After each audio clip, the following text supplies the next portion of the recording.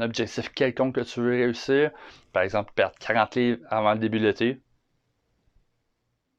si ça finit par arriver un jour avec la quantité de neige qu'on a, tu décides de passer de 0 à 5 jours semaine d'entraînement, de faire tes préparations alimentaires 1-2 semaines à l'avance pratiquement, de te coucher à 9 h du soir, à changer de job, à changer de blonde parce que t'es pas heureux avec, peu importe, ça se peut que ça soit ça aussi l'échec de ton objectif.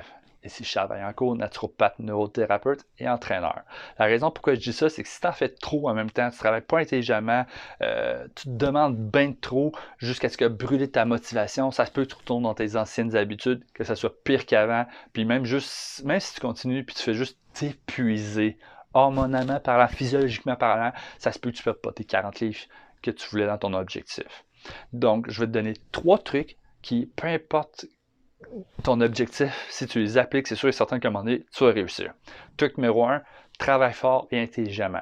Si tu dis que tu n'es jamais au gym de ta vie, tu n'as jamais fait une préparation alimentaire, puis tu as des fruits, tu penses que ça se mange en décoration, écoute, commence pas à changer toute ton habitude alimentaire non-stop, à ne plus aller au restaurant, à ne plus te gâter, à ne plus avoir de plaisir, à aller 5 fois au gym à 5 h du matin. Vas-y une étape à la fois, OK? Entre 1 et 3 conseils par mois, je te conseille. Si tu dis je suis jamais au gym, vas-y entre 1 et 3 fois par semaine. Pas trop demandant. Puis entraîne-toi fort quand tu y vas. Si toi, tu as toujours tendance à manger les cochonneries le soir, en après-midi, remplace-les donc par des fruits, des légumes, des noix, des graines, quelque chose de plus sain. Puis si tu fais toujours le party à 2 h du matin, écoute, si tu es capable de réduire tes parties de 2-3 fois par semaine pour que tu te couches un peu plus tôt, ne serait-ce qu'à 10 h du soir, fais-le. Il faut aussi que tu travailles souvent.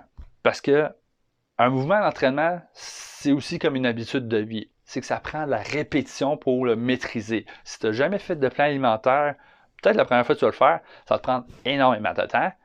Ça se peut qu'au début, tu perdes un peu de motivation, tu sois découragé, mais avec le temps, tu vas maîtriser le sujet, tu vas prendre des habitudes, tu vas te donner des outils, tu vas agir beaucoup plus rapidement. Une habitude de vie, c'est à peu près 60-66 jours. Donc, demande-toi-en pas trop au début. Commence une étape à la fois, vas-y graduellement. Mon troisième truc, c'est travailler longtemps. Si tu dis que tu veux perdre 40 livres pour l'été, mettons, je sais pas, en 4 mois, puis que rendu à l'été, tu es tout heureux, puis là, tu te mets à boire de la bière, à manger des cochonneries, à faire tout le temps de party, ta shape ne tiendra pas pour l'été. Puis si au fond de toi, tu as le goût d'avoir encore meilleure shape que ça, d'avoir des abdos, des pecs, un dos, des épaules, des bras, être un sexe symbole, pogné auprès de la jambe féminine, gagner l'auto 649, ouais, en tout cas, peu importe.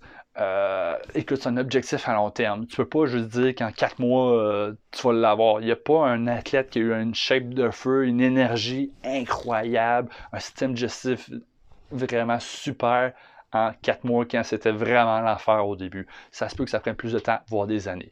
Sur ça, applique ces conseils-là, travaille fort et intelligemment, souvent et longtemps, peu importe ton objectif, c'est sûr que tu vas réussir à un moment donné dans ta vie.